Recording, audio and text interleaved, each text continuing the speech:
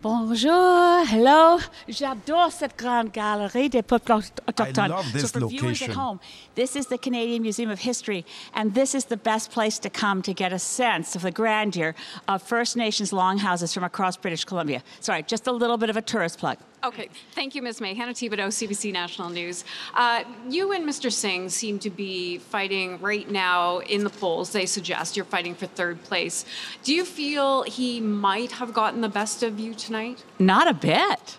No, I felt quite comfortable, and I didn't feel like we were fighting. I felt as though I made the points I needed to make, and I agree with Jagmeet Singh. It's not a choice between the Liberals and Conservatives. Canadians have options, and a real option is to vote Green. What about the fact that he keeps bringing up this point about abortion and that you would allow people within your party to bring this up? We are very clear that all of our candidates have been asked and answered the question that they would not bring it up because they are not pro-life. They are pro-choice. Now, the reality of it is, it's, I think, one of those great points about parliamentary democracy that in Canada we have allowed whipped votes to be routine. So I would say to Mr. Singh and to the NDP, why did they force every new Democrat, this wasn't Mr. Singh, of course, in 2011, every new Democrat was forced to vote for bombing Libya. I had women within the NDP come up to me afterwards, their faces with tears streaming down their face. But as recently as this spring, Mr. Singh had a whipped vote on a very minor issue. And you'll recall David Christopherson, a lot of viewers at home might not remember, but from the Parliamentary Committee on Parliamentary and House Affairs, when he voted on a minor issue against the way Mr. Singh wanted him to vote, Mr. Singh attempted to fire him from his position as vice chair of that committee. I think that's wrong. I think whipped votes are wrong. So Greens don't whip votes on any issue because we believe that members of Parliament should represent their constituents. That's why we screen to make sure they share our values before they get to Parliament. Would you ever consider changing that? It's a part of, there are 80 Green parties around the world. And all around the world, including the Greens in the European Parliament, they all work together. They strive to form consensus. But if there's not a consensus, MPs in the European Parliament for the Greens or in the Swedish Parliament for the Greens or wherever they are around the world, New Zealand, wherever, we don't believe in the idea that it's right to have someone elected to Parliament check their brains at the door and do whatever the leader tells them to do. André Lajoie from Eagle News International. I was just wondering, can you talk about your platform and on pharmacare? Oh, I'm very proud of the fact that in 2015, Greens were the only party calling for pharmacare. And because we do like working together, I'm very pleased that now the NDP have a position close to ours. The Liberals are not quite as clear, but we are really on the verge of being able to push through universal single-payer pharmacare. It's essential. And back to the affordability issue, the study that was issued earlier today, research done at St. Michael's Hospital made it clear that not only does pharmacare deliver better health results, it helps people make ends meet in a way that has a big impact on affordability. It brings down drug prices. It's really, the evidence from all around the world is clear. So we took the estimate the Parliamentary Budget Office gave us. We didn't provide as many limitations on our request. So it's we had a certain amount of sticker shock when we saw that PBO thought it would be $27 billion. But we found enough revenue to be sure that we can do it. And how about more doctors in rural?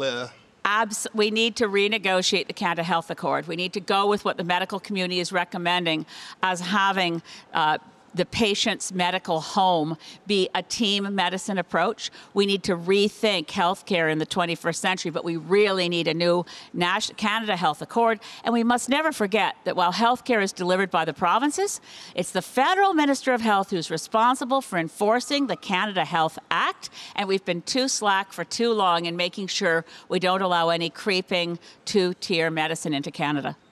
Ms. May, Yes, sorry, this way. sorry. Hi, Murad Hamadi from The Logic. Yeah, sorry.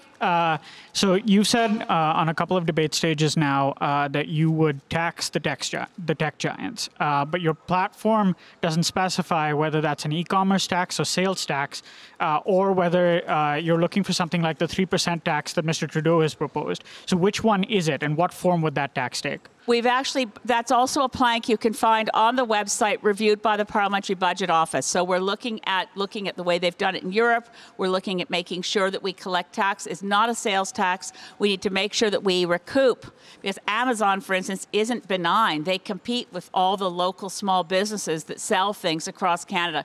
The same thing with Facebook and Google are undermining our journalists across Canada. So we're not looking at a sales tax. We're looking at a structure that brings the tax further upstream and ensures that Canadian e-commerce companies, whether it's Airbnb or Google or Facebook or Amazon or Netflix, are paying tax into the Government of Canada system, but not at the sales tax level. Sorry, but what form exactly does that take? Is that a tax on revenue? Is that a tax on advertising revenue? Because the Parliamentary Budget Officer budgets it as a tax on e-commerce and specifically mentions sales tax loss, as well as taxes not collected on tangible products, which is also a version of a sales Well, there's several different ways in which it applies. The first thing is we need to close the loophole, which right now makes it more advantageous for businesses to put their ads with Facebook and Google instead of with publishers within Canada, because there is a loophole on tax. So at that level, it becomes a sales tax. At other levels, we'd be applying it further upstream to make sure that we collect,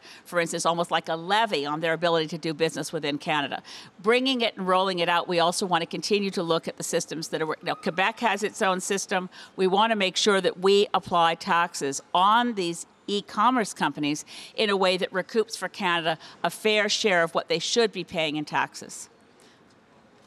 I hope that's clear, because it's a very significant thing that we have so many companies doing business in Canada undermining and competing with Canadian companies, but not paying virtually no tax at all. And on the housing crisis, the fact that in British Columbia, 20% of our housing stock stands empty because they've been converted into Airbnbs.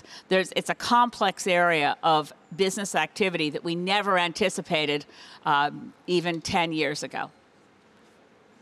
Which is the next lineup? Sorry. No. Merci. Oh, Merci. C'est beau. Merci beaucoup. Thank you very much. Well, gee whiz, guys. It's lovely to see you, and I guess you'll see the next person up. I had fun tonight. Thank you very much.